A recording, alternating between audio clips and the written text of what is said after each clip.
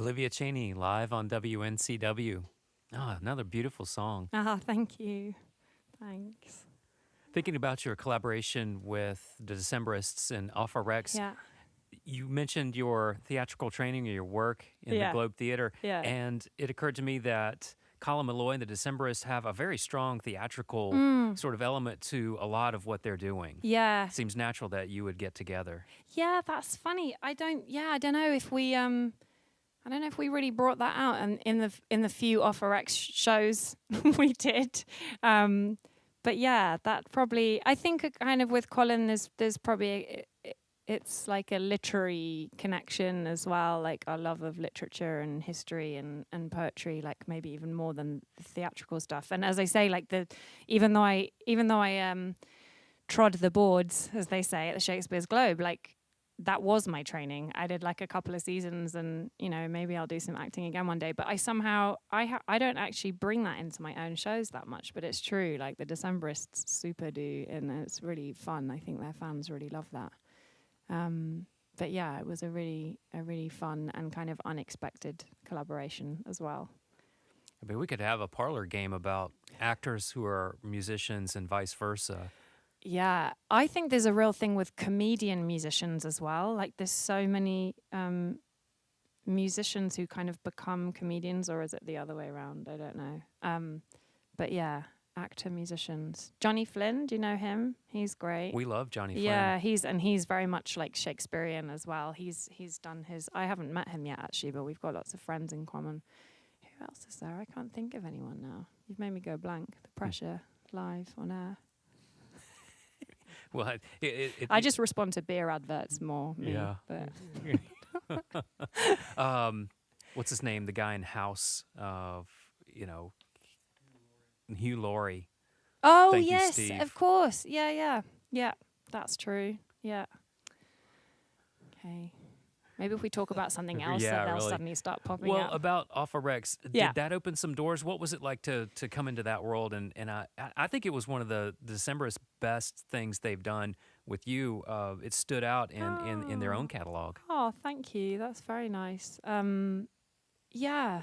I mean, as I say, I've done so many nuts collaborations and things over my time as a musician that, I mean, I don't mean it kind of sounds almost arrogant to say, but like for me, in a way, playing in front of 3 people or 3,000, like in some ways there's no difference because I'm so bloody intense about what I do, and kind of music is such a lifeblood for me that, and I'm not, if I was in it for the money or the fame, or I probably wouldn't still be doing it, would I? It's like, it's tough being a musician in many respects. And so, yeah, I'm not really reading it by like how many people are in the room, or it's like, it's more like, how are they responding? Am I moving them? If I make them cry, then that to me is like a mark of success.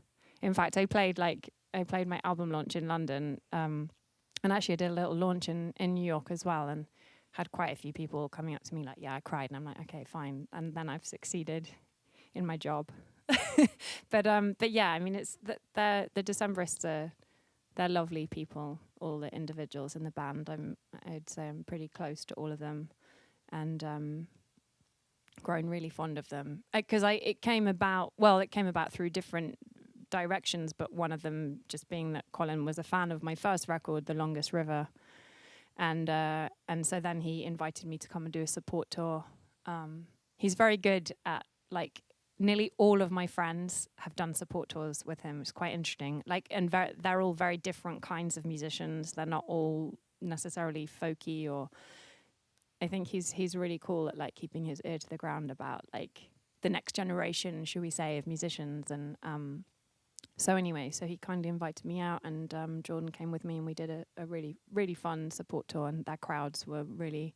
I've been lucky on all the support tours I've did. I've opened for Robert Plant and Ben Folds and like all sorts of people, and their crowds have always been really nice. I've never had any Rotten Tomatoes thrown at me yet, touch wood. But then we did the tour, and then I just kind of got an email out of the blue from him a while after we'd left the tour, just saying, I think we should make a record together. And I was kind of like, really? Okay. I mean, and actually you mentioned Shirley Collins and the Albion Band. He had said, and I actually remember the night, it was Dallas, Texas. And I had quite a hairy show, actually. Like, I just hit the nearest thing I have to a chorus in one of my songs. I don't really write very straight ahead songs, I don't think. But there's a song called Loose Change, and my guitar, like, the strap fell off as I, like, hit the climax of the song. And it was, like, 3,000 people in a beautiful theater in Dallas, Texas. And so I was like a bit rattled when I came on stage. The crowd were really lovely, and I made a joke and they all laughed, and then I carried on with the song, and it was kind of a great show, but, you know, I felt a bit wobbly. And Colin was like, he watched every show I did, and he was like standing on the side of the stage, and I don't know if he meant it critically to this day, but he was like, hey, you should have like a backup band, and we'll be your Albion band to like your Shirley Collins. So I think he, being him, because he's like a strategic dude, in a lovely way, but he's like very focused and knows what he wants. And so maybe he had the idea like straight away and just waited for the right moment. But I wasn't expecting to make a record with them. But yeah, that's the long answer. Do you want the short answer now? Well, you mentioned your intensity. I think it's very well camouflaged in these sort of straightforward melodies in the folk. Oh, really? What you've got going on is Okay. is pretty and very elegant on the surface, and Right. then you're unpacking a lot lyrically, especially. Right. Yeah, I think. Yeah, sometimes like in a way when people say like my music's simple, I kind of find that confusing because I know like even just I think I'm like a fairly competent musician, and I find them challenging to play and kind of, you know, so they must be a bit complicated, but that in a way that's nice to know, because in a way again that feels like I'm doing my job, because I don't want things to sound complicated, especially not for the sake of sounding complicated. So that's great. And yes, also maybe because of my classical training or something, it's like that just a kind of, I think just my cultural upbringing with like lots of artists and writers and art historians and things like that. It's like there's just a belief with my upbringing that if you dig deeper and there's more layers, then that's like good art or something. So I suppose I've just naturally, I make stuff that and that at its worst, that means it's pretty challenging and demanding music, and it's maybe like doesn't hit you immediately or something. But at its best, it means that every time you listen, you're going to hear new things. And I think probably a lot of the music I love, even within the huge broad spectrum of stuff that I love, there's probably that element that you want to go back and like a good book, if you read it again, or a good movie, or, you know, it's like you keep finding new things. That's cool, I think. So I hope that's in there. So keep listening. Press repeat. Olivia Chaney is live on WNCW and live tonight at the Grey Eagle in Asheville.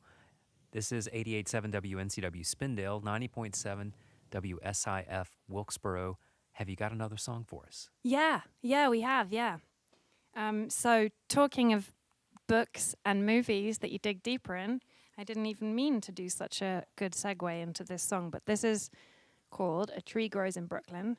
And the great now Sir Ray Davis kind of put me up to write this song, and was like, he's been a bit of a fan and a supporter, and he was like, come on, write a song from someone else's perspective.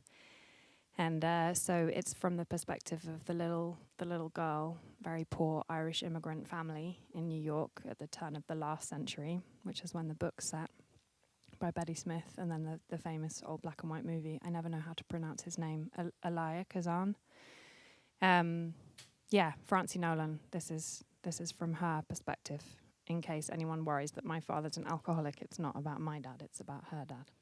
And also going back to like what you were saying about culturally here, where we are, and the kind of, the cultural swapping. The dad is he kind of is a bit of a drunk, but he's like a lovely guy, but he kind of never quite makes it as a musician. So he's always coming home late at night and singing old Irish folk songs. So in the movie there's that, and in the book, and so I tried to weave that in at the end of the song.